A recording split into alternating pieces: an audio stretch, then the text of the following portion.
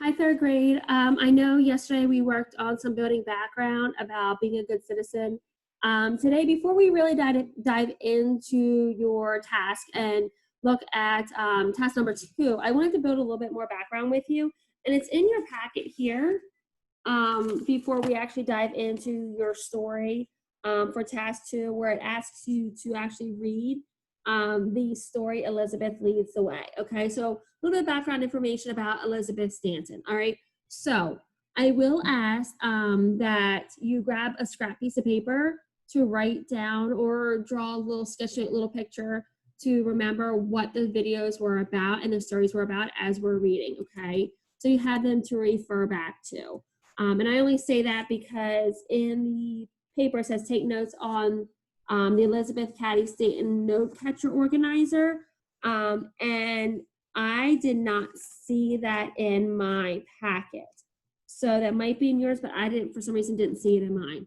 So grab a piece of paper, and we're gonna start with Elizabeth Stanton, about wife, mother, revolutionary thinker. And it's a short video, okay?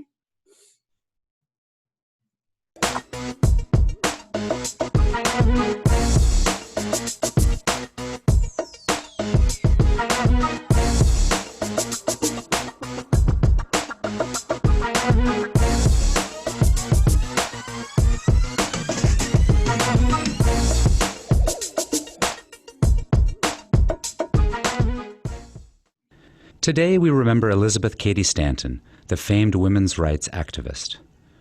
Although she is less well known now than her close friend and intellectual partner, Susan B. Anthony, Stanton is renowned for advocating the right to vote for women and helping to orchestrate the first women's rights convention at Seneca Falls, New York in 1848. Described by historian Laurie Ginsberg as, quote, brilliant, self-righteous, charismatic, self-indulgent, mischievous, intimidating, and charming, end quote.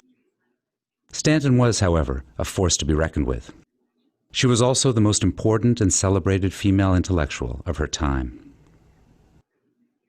Elizabeth Cady Stanton was born on November 12, 1815, in Johnstown, New York, to a prominent family. When she was 11 years old, after the death of her only brother, her father said to her, "Oh, my daughter, I wish you were a boy." It is unclear whether he meant the comment as an affront or as a statement on the injustice that Stanton, even though she was very bright, would nonetheless be limited by the fact of her sex. In either case, Stanton took it as a challenge. She was inspired not only to prove to her father that she would not be limited by society, but also to ensure that future generations of women would not have to break barriers in order to live up to their potential.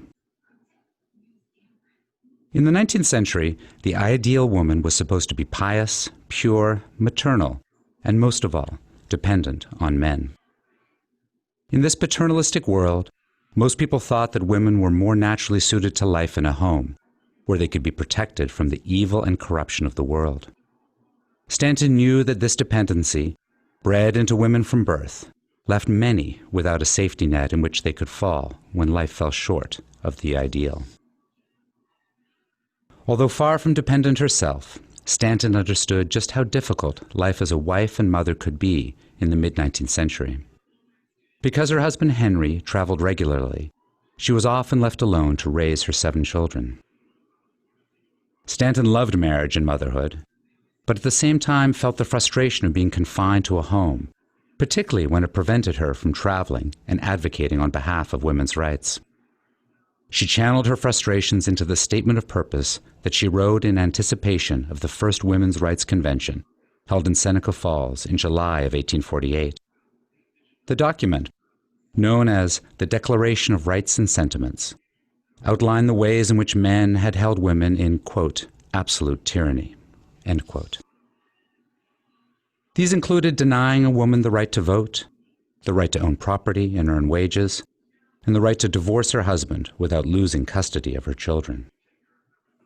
They also prevented her from receiving a good education and obtaining a good job, created a double moral standard for men and women, and lessened, quote, her self-respect and made her willing to lead a dependent and abject life.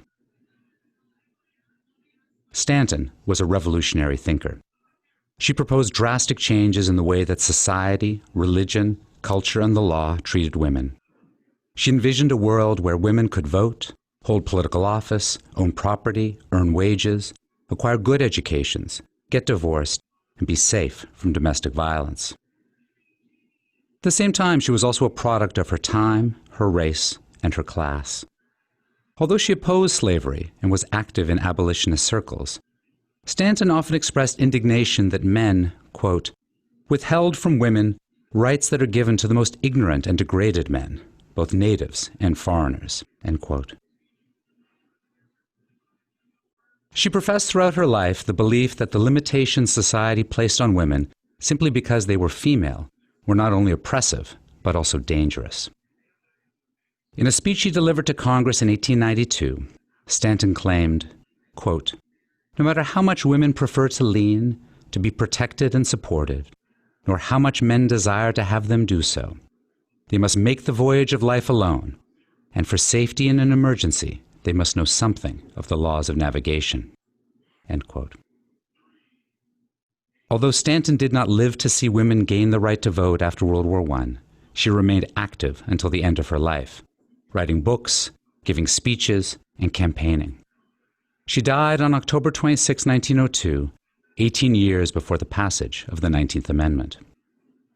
Elizabeth Cady Stanton was willing to criticize some of the most deeply held beliefs of her time and insisted on questioning what most deemed natural and therefore unchangeable.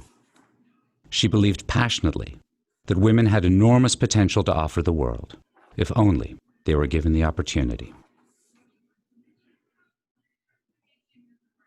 Okay, so what I want you to do is I want you to pause this video and I want you to write down a few notes or draw a few pictures that helps you to remember what Elizabeth Stanton did and what she stood for, and anything else really that jumped, Elizabeth Cady Stanton, really anything that jumped out to you about her. Okay, so pause this video when you're ready to move on. For our next piece of background information, please unpause this video.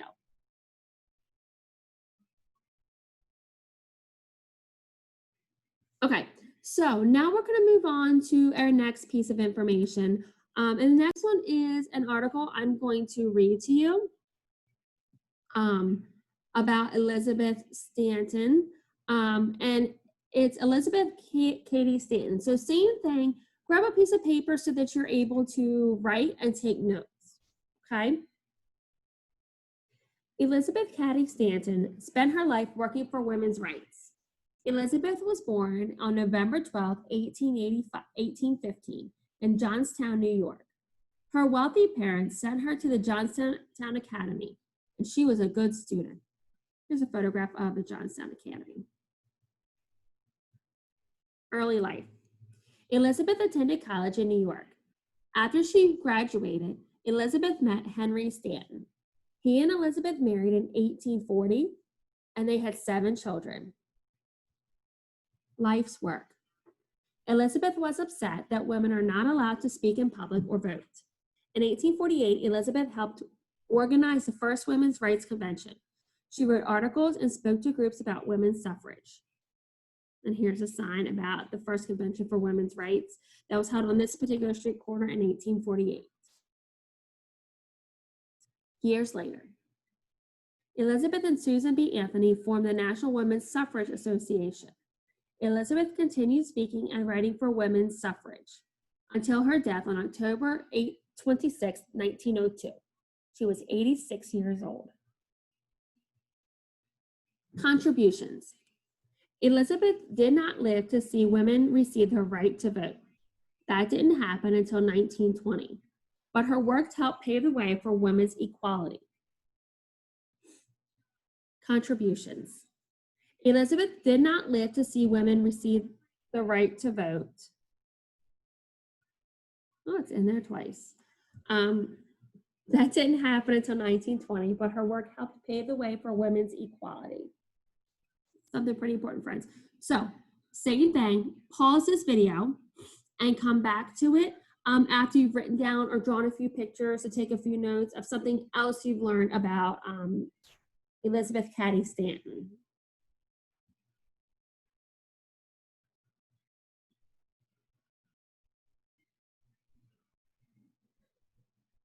Okay, so there's one more article I'd like for us to read about women who fought for the vote, okay?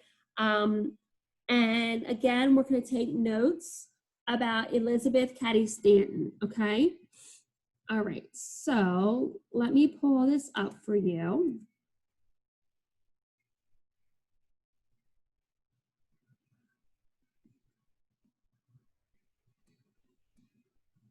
A little bit slow today.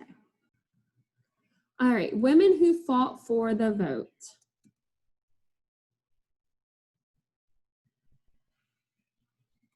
So in 1920, almost 100 years ago, American women voted for the very first time for president. Before then, no woman in the United States had the right to vote for president. Only men could vote. Women have been fighting to win the vote for almost 100 years. The famous leaders of this fight are listed below. So we have Susan B. Anthony, who lived from 1820 to 1906. Susan B. Anthony is a famous leader in women's rights. Anthony discovered that few people in government cared about the women's problems.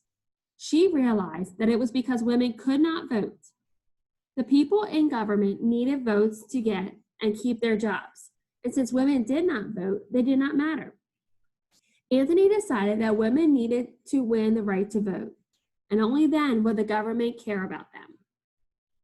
Anthony later became the president of the National American Women's Suffrage Association, or the NAWSA, and the fighters for suffrage were called suffragists.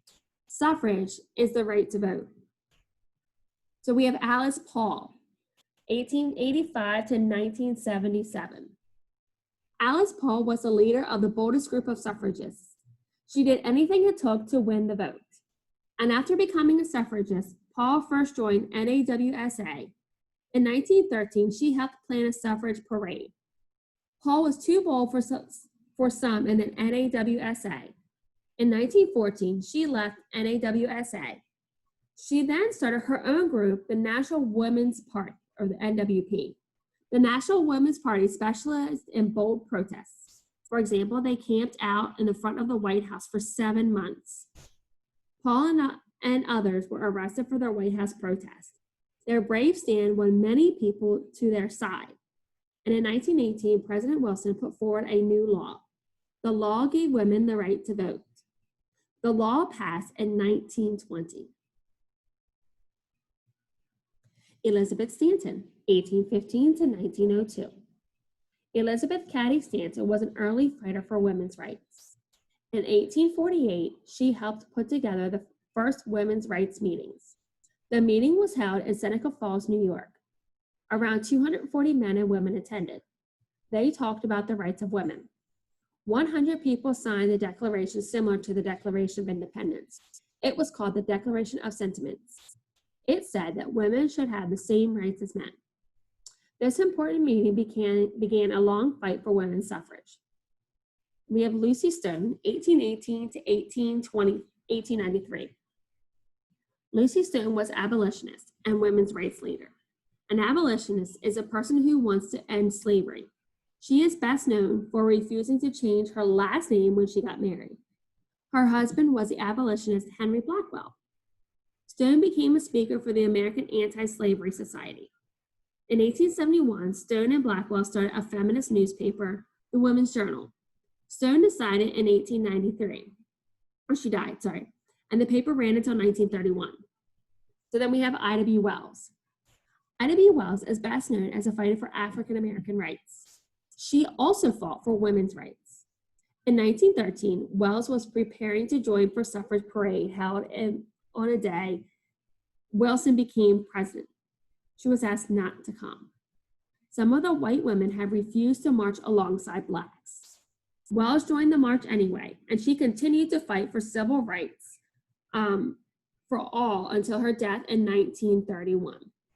Okay, so friends, what I encourage you to do for this piece of text and taking notes is I encourage you to go back and review the video if you need to and the story and write down important things about Elizabeth Cady Stanton and even really other women who fought for the right to vote, okay, because it wasn't just her. So take a few notes about, who they were or maybe what they did and what made them important, okay? So I'm going to pause here. You guys just had a lot to take in, and then I'll come back on the next task and we'll actually read this text, Elizabeth Leads the Way, and work more towards our capstone project, okay? Nice job, friends. Make sure you go back and review the videos if you need to for the different topics to take some notes, okay?